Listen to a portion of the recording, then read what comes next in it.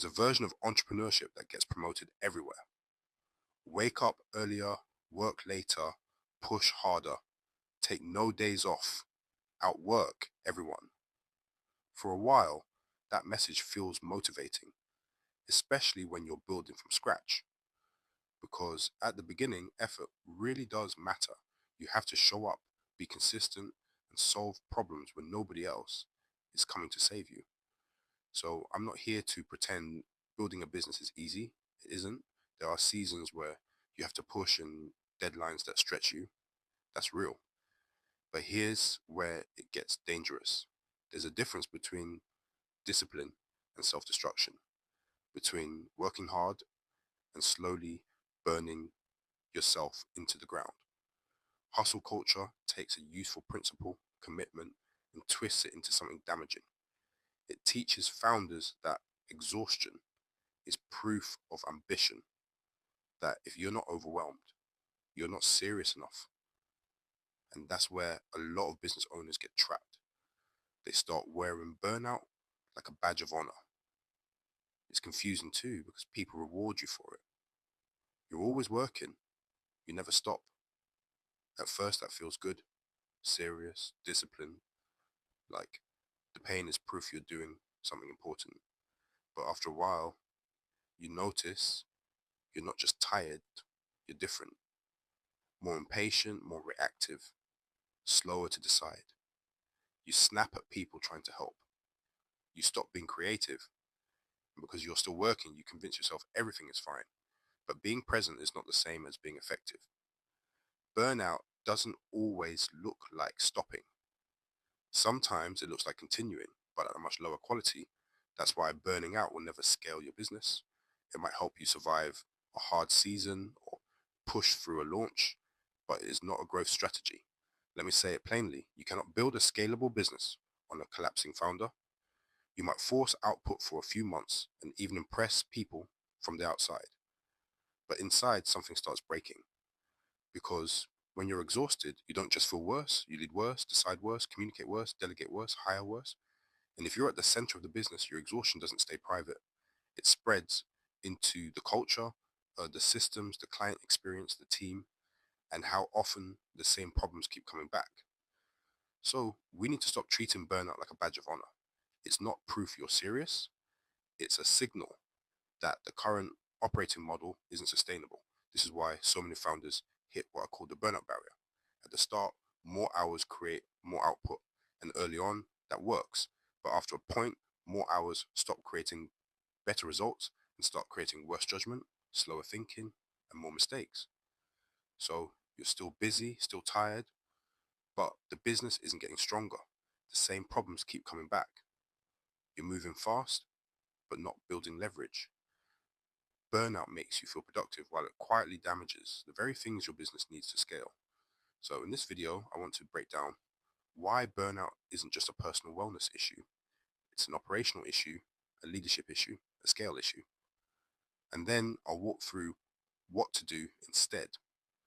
Because the answer isn't to become lazy or disconnected, it's to build a business that grows through leverage instead of constant personal depletion, protecting your decision-making capacity, building systems that reduce founder dependency, and treating your energy like a strategic asset, not an unlimited resource. So let's start with the first reason burnout destroys scale. It damages the quality of your decisions. As a founder, your highest value isn't your ability to be busy or how many emails you answer. It's the quality of your thinking. That's what the business actually needs from you. Clear decisions. Who should we hire? Which clients should we take on? Which problem is genuinely urgent and which is just noise?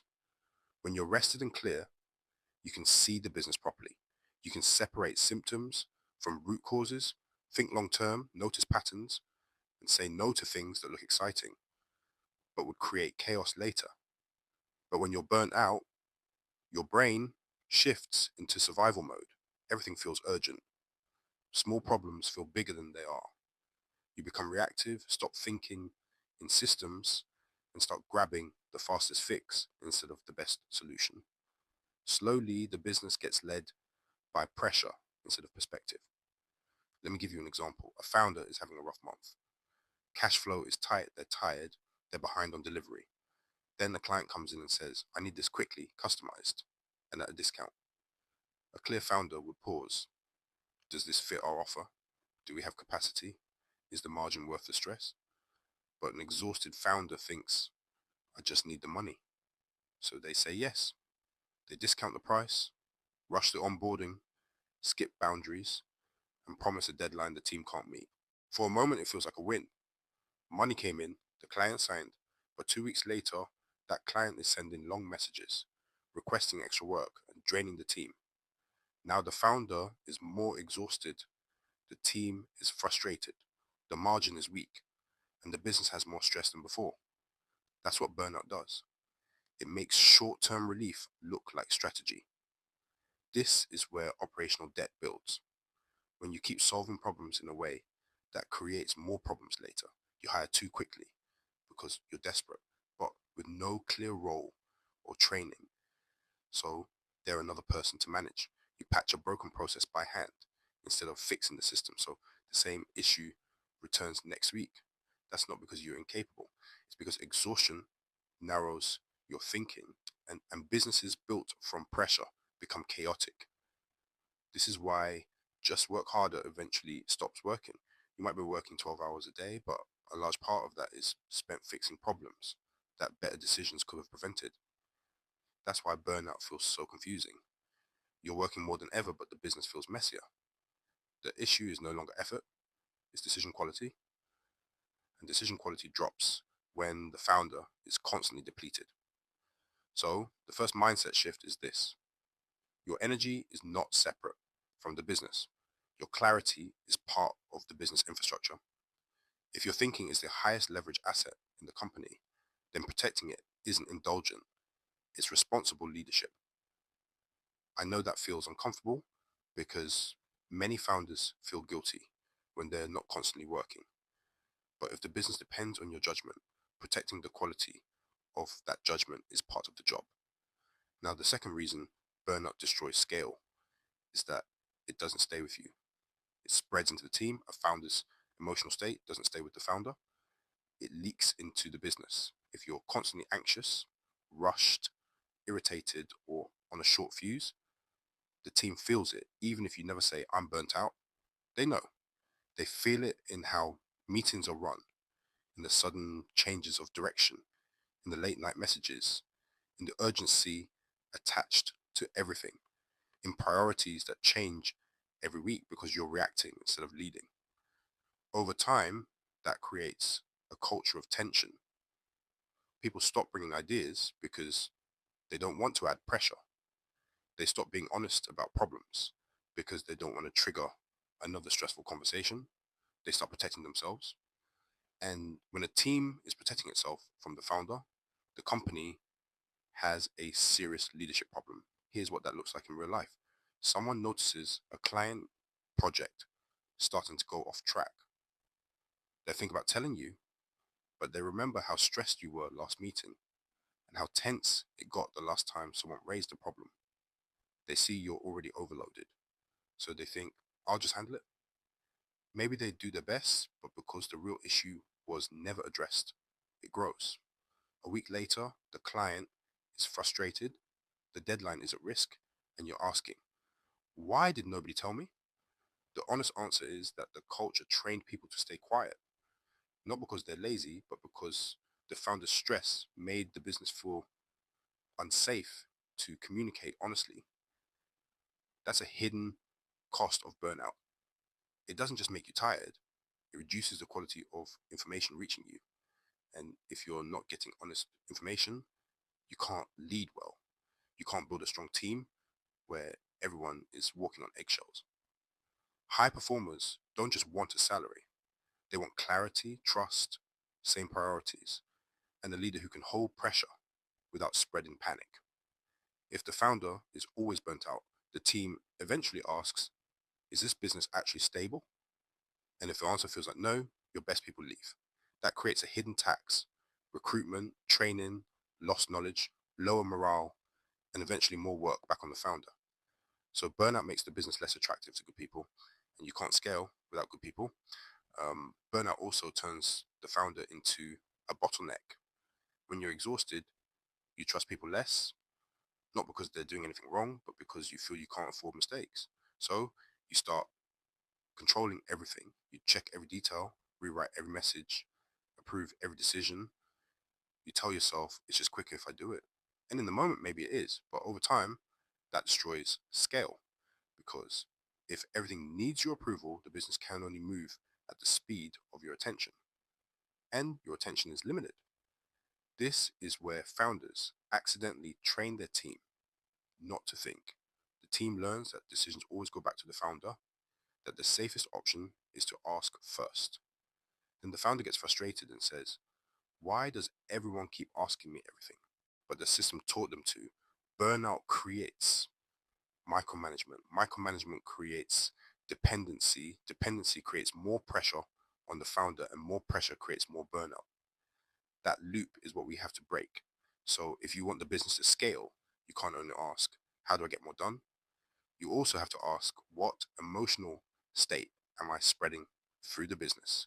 What is my stress teaching the team? What decisions are waiting on me because I haven't created enough clarity? What problems keep coming back because I keep rescuing instead of redesigning? That's where the real work begins. Not just doing more, but building a company that doesn't depend on everyone being in permanent survival mode. So, what do we do instead? The answer isn't to stop working hard, it's to stop making your personal exhaustion the operating model of the company. The goal isn't comfort, it's sustainability. Building a business that can grow without requiring you to destroy yourself. I think of this as an energy leverage protocol, and it starts with 3 shifts: hard boundaries, autonomy handoff, and treating recovery as a return on investment, not a guilty pleasure. Let's start with boundaries. Most founders don't have a time problem, they have a boundary problem. If you allow work to take every available hour, it will. There's always another email, another client issue, another quick thing that turns into an hour. So, if your workday has no real endpoint, your business will expand until it consumes your entire life. That's why a hard cutoff matters. Choose a time when work ends. Not in theory, in reality. Maybe it's 6 p.m., maybe 7, but there needs to be a line. And that line isn't just for rest, it's for focus. When you know you can't work forever, you get honest about what actually matters. You stop confusing motion with progress. Constraints force prioritization. A founder with unlimited hours often avoids hard decisions by staying busy. A founder with constraints has to ask, what actually moves the business forward? What can wait? What can be delegated? A boundary doesn't make you less ambitious, it makes you more intentional. The next part is protecting your highest energy hours. Not all hours are equal. 1 hour of clear strategic thinking is worth far more than 3 hours of tired admin at midnight. If your brain is sharpest in the morning, don't give that time to your inbox. Use it for high leverage work that requires judgment, and push lower value work into lower energy hours or delegate it.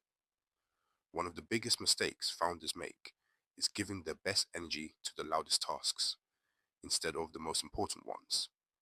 The inbox is loud, but loud doesn't mean strategic. The second shift is the autonomy handoff. If you want to scale, you can't be the approval point for every small decision. So instead of delegating tiny tasks, delegate outcomes. There's a big difference. A task sounds like send this email.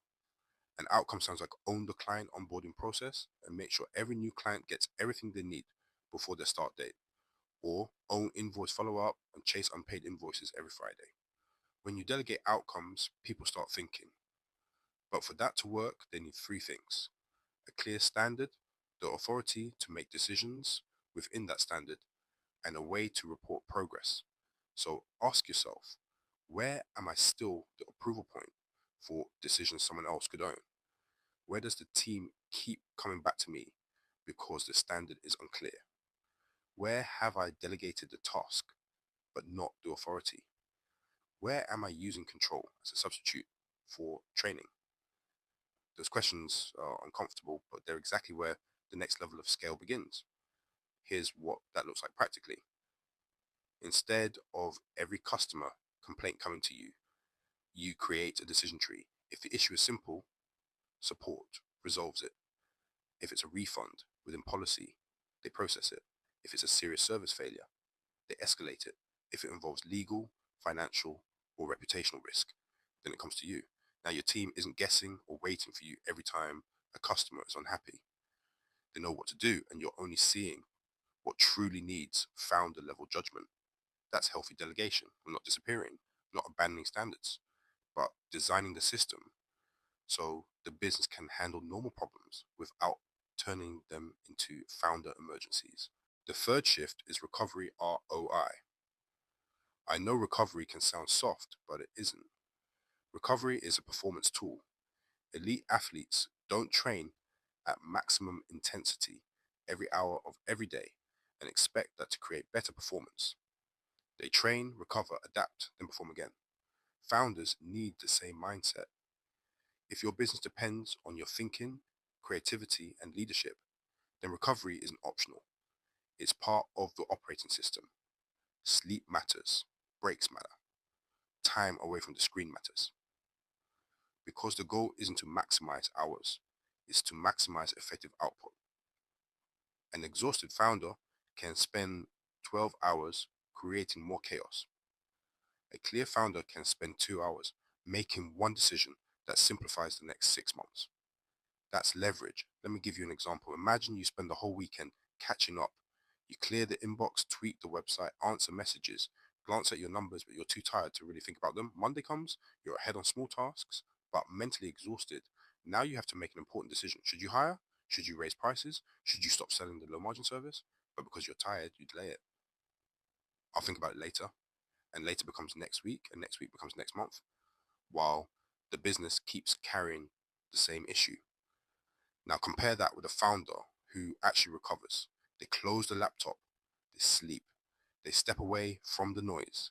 They come back Monday with more capacity, and in one focused hour, they make the decision they've been avoiding for 3 weeks. That decision might save the team hours every week, improve margins, or remove a bad fit client. That's why recovery matters. Not because rest is cute, but because clear thinking creates better business outcomes. So let's be realistic. There will be intense seasons, launches, deadlines, unexpected problems. That's business. The issue isn't occasional intensity. It's when intensity becomes the permanent operating model. A business can survive a sprint. It can't scale on permanent emergency mode. So the better question is, do we recover after the sprint? Do we improve the system so the same crisis doesn't repeat? Because if every week is an emergency, people eventually stop believing anything is truly urgent. They just become tired, and tired teams don't innovate. They do the minimum to survive the day. That's not scale, that's erosion. The best businesses are built by founders who convert effort into systems. They still work hard, but their hard work compounds. They build processes, train people, remove bottlenecks, and protect the quality of their thinking. Because of that, the business gets stronger over time instead of more dependent on their exhaustion. In a burnout business, every problem creates more founder pressure. In a leverage business, every problem becomes a chance to improve the system. In a burnout business, the founder is the emergency solution. In a leverage business, the founder is the designer. That's how scale actually happens. Not by asking one person to carry more weight forever, but by building a structure that carries it with them. So if there's one idea I want you to take from this, is this. Your energy is infrastructure. Your clarity is infrastructure. Your ability to make good decisions is infrastructure. Those things aren't separate from the business. They're part of what it runs on. And if you keep depleting them, the business will eventually feel it.